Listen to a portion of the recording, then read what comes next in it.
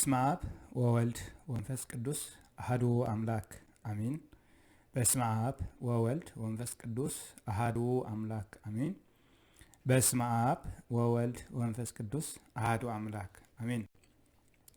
ሉላ ባህሪ እግዚአብሔር አምላክና ክሳብ ዝዕለት ስለ ዝሓለውና ዕድመን ንስሓ ከዓ ስለ ዝሃበና ክብርን ምስጋናን ንዘለዓለም ዓለም ንዑ ይኹን። ናይ ቅድስት ስላሴ ምሕረት ናይ መብርሃን ናይ ወላዲት አምላክ ናይ ቅድስት ድንግል ማርያም አመላድነት ናይ ቅዱሳን መላእክት ሓለዋ ናይ ቅዱሳን ጸሎት ረድኤት በረኸት ምስኩላትና ውልደ ጥምቀት ይኹን። ሕራይ ሎሙን ከም ፍቓድ ቅዱስ እግዚአብሔር አምላክና ብዛዕባ ጾም ዝተፈለየ ግዜ ኣለዎ ድዩ ወይ ድማ ጾም ዝተፈለየ ግዜ ከም ዘለዎ ሕፅር ዝበለ ክንርኢና። ኩላትና ከም ንፈልጦ ኣብ ቅዱስ ቤተ ክርስቲያን ብፍላይ እቲ ናይ ኣዋጅ ጾም ተባሂሉ ዝፅዋዕ ውሱን ሰዓትን ውሱን ግዜን ኣለዎ። ዓመት መፀ ቅዱስ ቤተ ክርስቲያን እዚ ናይ ኣዋጅ ጾም ትእውጀልና ትነብር ወይ ድማ ክትነግረናን ክትእውጀልና ትነብር። ስለዚ እምበኣር ሕፅር ብዝበለ ሎማዓንቲ ጾም ዝተፈለየ ግዜ ከም ዘለዎ ክርኢና። ኣብ ዘመነ ብሉይ ኪዳን ዝነብሩ ቅዱሳን ኣብ ዝተፈላለየ ግዜ ጾምዎ ጾም ከም ዝነበሮም ኣብ ቅዱስ መፅሓፍ ተመዝጊብሎ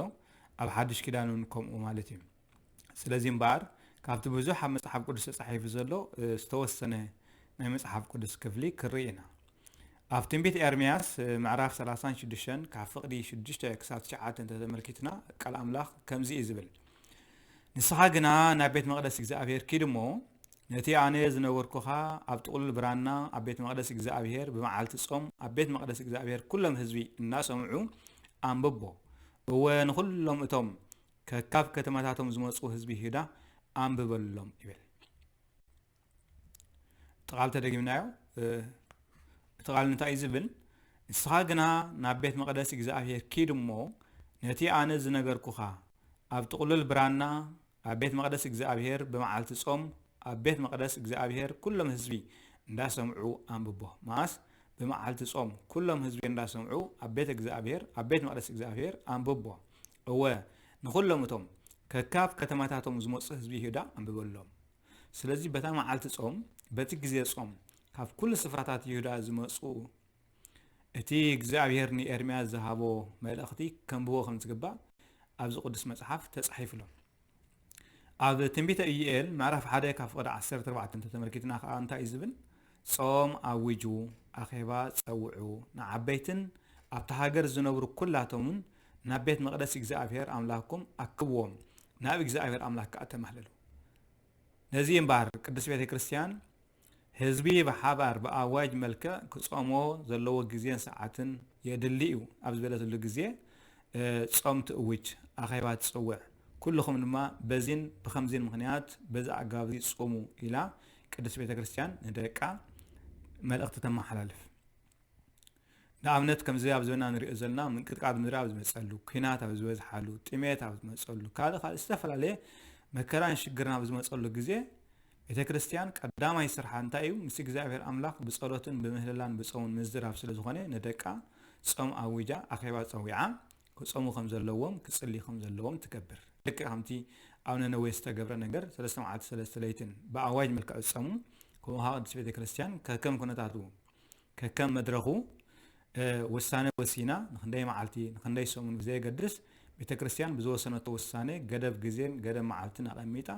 ህዝባ ወይ ድማ ደቃ ብኣዋጅ መልክዕ ክጾሙ ከም ዘለዎም ትገብር ማለት እዩ። ነዚ ዘረዳእና ከዓ እዚ ክነብቦ ፅንሓና ኣብ ትንቢተ ኢዩኤል ምዕራፍ 1 ፍቕዲ 14 ዘሎ ጾም ኣውጁ መጀመርታ ጾም ኣውጁ ኢሉ ኣኼባ ፀውዑ ንዓበይትን ኣብቲ ሃገር ዝነብሩ ኩሎም ከዓ ናብ ቤት መቕደስ እግዚኣብሔር ኣምላክኩም ኣክብዎም ናብ እግዚኣብሔር ኣምላክ ከዓ ተማህለሉ። ስለዚ ቅዱስ ቤተ ክርስቲያን ሕጂ ናብ ሓድሽ ኪዳን እትገብሮ ስርዓት እትፍፅሞ ነገር እዚ እዩ ማለት እዩ። ከምኡ ከዓ ኣብ ትንቢተ ዘካርያስ ምዕራፍ 8 ፍቕዲ 19 እቲ ብራብዓይን ሓምሻይን ሻውዓይን 10 ወርሒ እትፀምዎ ዝነበርኩም ንስኻትኩም ንህዝቢ ይሁዳ ብሓጎስን ደስታን ፍስሓን እተብዕልዎ ዓመታዊ በዓል ክኾነልኩም እዩ። በኣርሲ ሓቅን ሰላምን ኣፍቅሩ ኣነ እግዚኣብሔር ጎይታ ሰራዊት ተዛሪበ ኣለኹ። ኣብዚ ንርድኦ እንታይ እዩ? ብራብዓይን ብሓምሻይን ሻውዓይን 10 ወርሒ ይጾሙ ከም ዝነበሩ እስራኤላውያን እዩ ዝነግረና።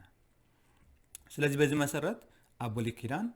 ጾም ዝተወሰነ ግዜን ዝተወሰነ እዋንን ከም ዝነበሩ ኣብ ብሉይ ኪዳን ዝነበሩ ቅዱሳን ግዜን ሰዓትን ፈልዮም ይጾሙ ከም ዝነበሩ ንጾም ዝተፈለየ ግዜ ከም ዘለዎ ንጾም ዝተፈለየ ግዜ ከም ዝግባእ ዝነግረና ህያው ቃል ኣምላኽ እዩ ኣብ ግብረ ሐዋርያት ምዕራፍ 27 ካብ ቅዱስ 9 ተመልኪትና እንታይ እዩ ዝብል እቲ መዓልቲ ጾም ኢሉ እቲ መዓልቲ ጾም ተባሂሉ ዘሎ ፍላይ ቶም ኣብ እስራኤል ዘለና ሰባት ንፈልጦ ኢና ዮም ኪፑር ኣይሁድ ምእንቲ ስርየት ሓጢኣት ክረኽቡ ብጾም ዘብዕልዎ መዓልቲ ምሉእ መዓልቲ ከይበልዑ ከይሰተዩ እስራኤላውያን ብጾም የሕልፍዎ ስለዚ ነዚ እዩ ሉቃስ ወንጌላዊ ኣብ ግብረ ሐዋርያት ምዕራፍ 27 ፍቕዲ 9 ጽሒፎ ዘሎ እቲ መዓልቲ ጾም ኢልዎ ዘሎ ዮም ኪፑር እዩ ስለዚ ኣይሁድ ካብ ኣምላኽ ስርየት ሓጢኣት መታን ክረኽቡ ብጾም ዘብዕልዎ መዓልቲ እዩ ስለዚ እንታይ ዝብል ጽሑፍ እቲ መዓልቲ ጾም ኢሉ እቲ መዓልቲ ጾም ምስ ሓለፈ ብመርከብ መጓዓዝ ዘፍርስ ስለ ዝኾነ ጳውሎስ ከም ዝስዕብ እንዳበለ መኽሮም ስለዚ ቅዱስ ጳውሎስ ኣብ ግብረ ሐዋርያት ምዕራፍ 27 ፍቕዲ 9 ብዛዕባ እቲ ዝመኽሮም ነገር ተመዝጊቡን ተጻሒፉን ኣሎ እቲ ዝመኽሮም ነገር ከዓ እንታይ እዩ እቲ መዓልቲ ጾም ምስ ሓለፈ ኢሉ እቲ መዓልቲ ጾም ምስ ሓለፈ ኣይናይ ምስ ሓለፈ እቲ መዓልቲ ቆፂሮም ዕለት ቆፂሮም ዝጾምዎ ዝነበሩ ዮም ኪፑር ዝተባሃለ ጾም ምስ ሓለፈ ብመርከብ መጓዓዝ ዘፍርስ ስለ ዝኾነ ጳውሎስ ከም ዝስዕብ እንዳበለ መኽሮም ስለዚ እምበኣር ንኣብነት ዝኣክል ጥራሕ እዘን ዝተወሰና ጥቕስታት ካብ መጽሓፍ ቅዱስ የኣኽላና እየን ኣብ ዘመነ ብሉይ ኪዳን ኮነ ኣብ ዘመነ ሓድሽ ኪዳን ክሳብ ምጽኣት ናይ ክርስቶስ ቅዱስ ቤተ ክርስቲያን ደቂ ቅዱስ ቤተ ክርስቲያን መዓልቲ ፈልዮም ዕለትን ሰዓትን ፈልዮም ክጾሙ ከም ዘለዎም እኹል ዝኾነ መረዳእታ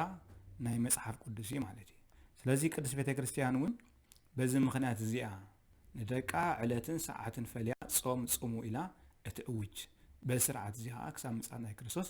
ይቕጽል ማለት እዩ ስለዚ በዚ ንርድኦ እንታይ ኣብ ብሉይ ኪዳን ኮነ ኣብ ሓድሽ ኪዳን ጾም ዝተፈለየ ግዜ ከም ዘለዎ ኣብ ብሉይ ኪዳን ዝተፈለየ ግዜ ከም ዝነበሮ ኣብ ሓድሽ ኪዳን እውን ልክዕ ዝተፈለየ ግዜ ከም ዘለዎ እዞም 7 ናይ ኣዋጃት ጾማት ዝተፈለየ ሰዓትን ዝተፈለየ ዕለትን ዝተፈለየ ወርሕን ኣለዎም ከምቲ ዝተባሃለ ከዓኒ ጾም ዘድልየ እዋንን ጾም ዘድልየ ሰዓትን ኩነታትን ተተፈጢሩካ ቅዱስ ቤተ ክርስቲያን ንደቃ ጾም ኢላ ክትእውጅ ክትእዝዝ ስልጣን ኣለዋ ስለዚ ትገብር ነይራ ብሕጂውን ክሳብ ምጽኣት ናይ ክርስቶስ ኮነ ሽግር ኣብ ዝመጽእ ሰዓትን ግዜን ንኣገልግሎት ኣብ ዝድልየለ ሰዓትን ግዜን ንዝተፈላለየ ነገር ጾም የድሊ ተባሂሉ ቤተ ክርስቲያን ብኣዋጅ መልክዕ ጾም ኢላ ክትእዝዝ ናታ ስልጣን እዩ ማለት እዩ ስለዚ ካብዚ 7 ናይ ኣዋጅ ኣጽዋማት ወጻኢ ቅዱስ ቤተ ክርስቲያን ብዙሕ ግዜ ጾም ተእውጃ ስለዚ ብዙሕ ግዜ ጾም ኣውጃ ንደቃ ጾሙ ትብል እያ ገዳማት ንዝተፈላለየ መንፈሳዊ ኣገልግሎት ንዝተፈላለየ ስራሓት መንፈሳውነት በቲ ዘለዎ ገዳም ተወሲኖም ጾም ይጾምኦም ብጠቕላላ እውን ቅዱስ ቤተ ክርስቲያን ንሙሉእ ኣብ ትሕቲ ኣብ ዘሎ ህዝቢ ብኣዋጅ መልክዕ ኣዚዛ ብኣዋጅ መልክዕ ጌራ ጾም ክእዝዙ ከም ዘለዎም ትገብር እያ ማለት እዩ ስለዚ እምበኣር ንሎማዓንቲ ዝነበረና እዚ እዩ ንዝመሃረና እግዚኣብሔር ኣምላኽና ክብርን ምስጋናን ይኹን ስለዚ መሃረና እግዚአብሔር አምላክና ክብርን ምስጋናን ይኹን ስብሐት ለእግዚአብሔር ወለወላዲቱ ድንግል ወለመስቀሉ ክቡር አሜን